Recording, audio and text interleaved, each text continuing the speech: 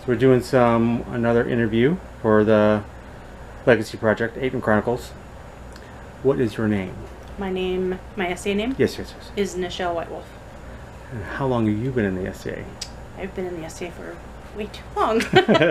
I've been in the SCA for 47 years. Getting ready to be 48 years.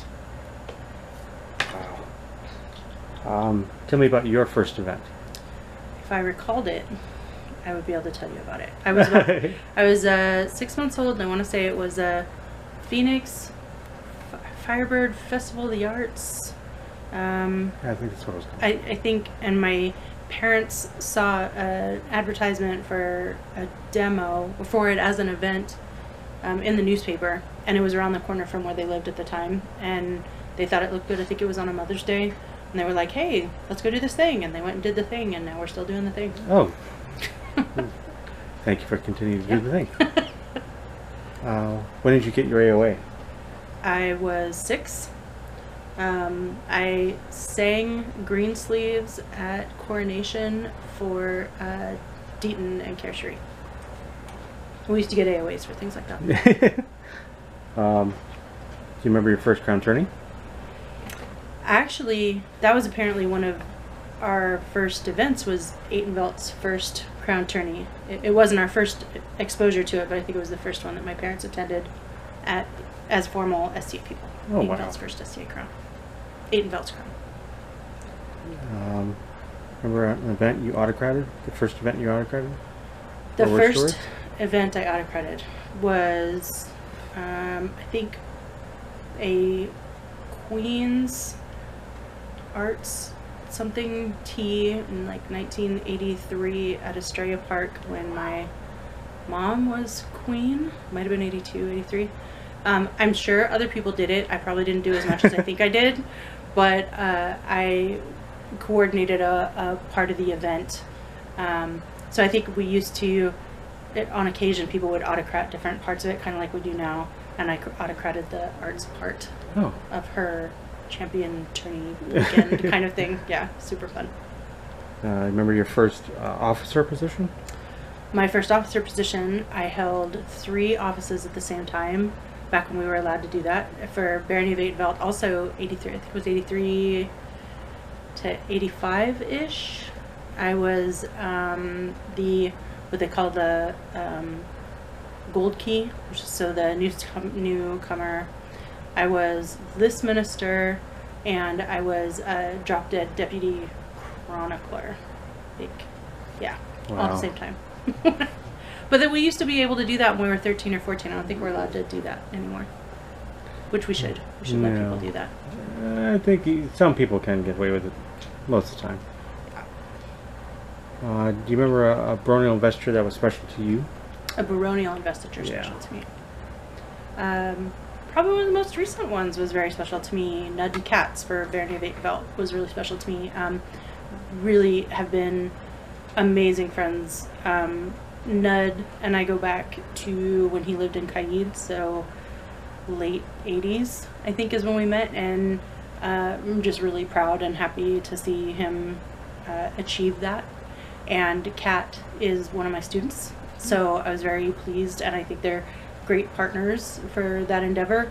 And it was my father's barony for about 6 or 7 years, so I always, whether I'm living there or not, it's always really special to me. And that particular one just felt very full circle, so I was really happy to see it. Oh, yeah, cool. It was very cool. And everybody was in red, which I thought was even better. Do you remember your first coronation you attended? I mean, I'd memory of it. I barely remember singing Greensleeves for Deaton and Kersheri when I was about 6 years old. I don't really have much conscious recollection of what event might have been before that. Right. But how did you choose your heraldry? I didn't. My parents did. However, I did change it in recent years. So my parents selected it. It was half my mom's heraldry, half my dad's heraldry, and then a scallop in the middle for a shell for Nichelle. We're very creative people. And as I got older and kind of just developed my own um, heraldic interests and FCA interests. I've actually changed it recently. I still have the old one as a badge, but it's now argent in the background with the black rayony border, and I kept the scallop, but it's black now, like my heart. And that's my new device. Oh, very cool. Yeah. Do you remember a specific demo that you attended? So many demos.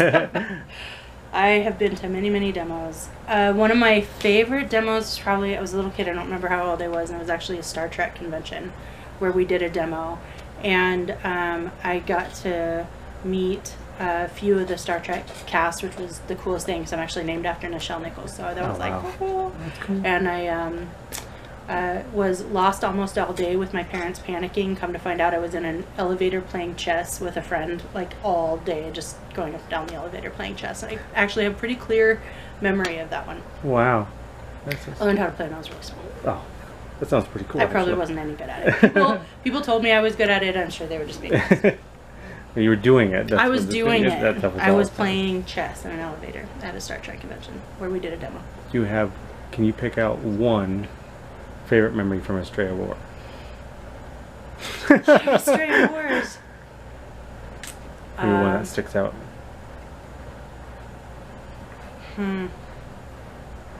That might be too big of a question. You might have to pause the camera. Yeah. You can come back to it. No, because then I'm going to be obsessed with it. I'm going to be obsessed with it until I think of it. Or something really cool that happened at an Estrella War that was really neat. Well, I mean, I have to say there are just so many that are competing. I have a lot of amazing memories of Estrella War. One of probably the, kind of best of times, worst of times memories. We were crowned at Estrella, and there had been some massive confusion about belted circles, whether or not we were calling them, who was supposed to attend. It was very heated politically, very charged. We proceeded with holding court. We had a lot of people waiting, did court. We had some people kind of approach us in court and stir up a little bit of a kerfuffle, and we kind of had to manage that. It was not a beautiful situation. However, we left court temporarily, went outside to try and manage the situation, and I think probably the coolest memory that I actually have was that I could hear what was happening inside, and the populace had started singing "Flower of the Desert." I'm still gonna get weepy if I think about it. And it was so amazing because we had been in this really emotionally charged situation where we didn't really feel like there was any great decision. We couldn't make everybody happy, which happens a lot on the thrones. And in the middle of dealing with it, felt like we had support from the people that we were representing, and so that was a really huge deal. That will probably always stick in my head. Yeah. Also, the other thing that's cool was a cool sound that I don't know if I ever want to hear it again because it was kind of terrifying. But when my husband at the time, the crown, left the hall, and it was outside at Estrella underneath a big pavilion, and he walked out and kind of did it on his own, and all the knights stood up, and you could just hear the shing of like tons of spurs and just the marching of this, and I just will never forget that sound. It was kind of awe-inspiring, actually. It was very terrifying and awesome. Very cool. Yeah, it was really cool. Do you have a feast that you enjoyed? Yeah, and my favorite feast, talking about my dad, that's funny, my very, very favorite feast was at an arts and sciences event. And my dad did the feast, and it was one of the first feasts that I had ever been a part of helping with. And he did, it was a relatively modern feast. I mean, it was big roast hams and big roast beefs, and I think we did a turkey, and we did a lot of modern sides, but it was very communal, and it was a really good time, and the food was excellent and abundant, and it was kind of the first one that made me want to do feast. And it wasn't focused exclusively on period foods, which I think people had done here and there, really kind of trying to create that experience. And I liked the hybrid. I liked that it was, as we said, mentioned in earlier conversations, it wasn't overtly not period. Right. And so it was pretty cool. And that one, I'll always remember getting to help him in the kitchen with that one. That's cool. Can you tell us when you met someone in the SA that is now very special to you? Does that make any sense? It's like everybody I know. Yeah, you can. I know. With all these questions, like pick somebody. I mean, I grew up with so many amazing mentors, and I feel like if I were to name one, I would be breaking the heart of many. Yeah. I grew up with the best aunts and uncles and SCA family that you could possibly imagine. Being a kid in the SCA is different now than it was in the 70s. Back in the 70s, everybody knew everybody. There were no strangers. And it was absolutely, you know, you knew every face. Now it's a little bit different, but I would say that all of those people still have a very special place in my heart. Even the ones who are no longer around or no longer play. I have such fond memories of growing up and learning many, many life lessons from all of them. So, Do you have an award that you received that's special to you? I got a lion, bro. Yeah, yeah. I mean, that, Yeah, although it's funny to me that the awards that probably mean the absolute most to me are anything that I got that was like Sigil, Cipher, Solar Heart, the things that were personal awards from the Crown. I have a couple Solar Hearts from the Principality of the Sun that are very precious to me that I still keep, and I was the commander of the Queen's Cipher, which is an award that was defunct afterwards, but at the time was still incredibly valuable to me. And I have a Queen's Grace, which is super cool. I point to my shoulder. That's where it is all the time. I never thought I would get one because it was just one of, me, really? Yeah.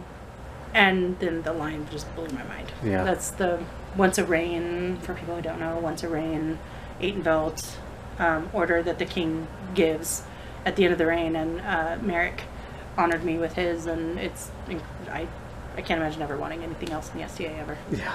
Except for Court Barony. Yeah. 6 points, pearls. I want those. Do you have any advice for someone who just found the SCA? I do, and I give this advice a lot when I meet people who have just found the STA. Please do not take an office right away. Please do not become a student right away in a formal sense. Please do not try an autocrat right away. There are people who will say that this is your best way to get involved, and I agree it is a great way to get involved. However, once you've been in the SCA 10, 20, 30, 40, pushing 50 years, you realize that these relationships are often forever. And when you enter into these commitments without fully understanding the depth and the scope and the longevity and the potential for being in this relationship for years and years, or a household or an office or whatever, I just think that it does everybody a disservice. I mean, I think learn to love it for what it is, learn to love it with or without the people, because people will come and go. Learn to love the organization and the arts and the fighting and the things that bring you joy, and make those formal relationships happen and those formal commitments happen when you know you're here to stay. Well, why do you continue to play in the SCA? There are multiple reasons, and I have taken breaks, so I am one of those people that has walked away and come back here and there. Sometimes I came back because of the people, specific people who were maybe entering into obligations that I wanted to be there to support them, and then I would get sucked right back into everything and start getting involved again.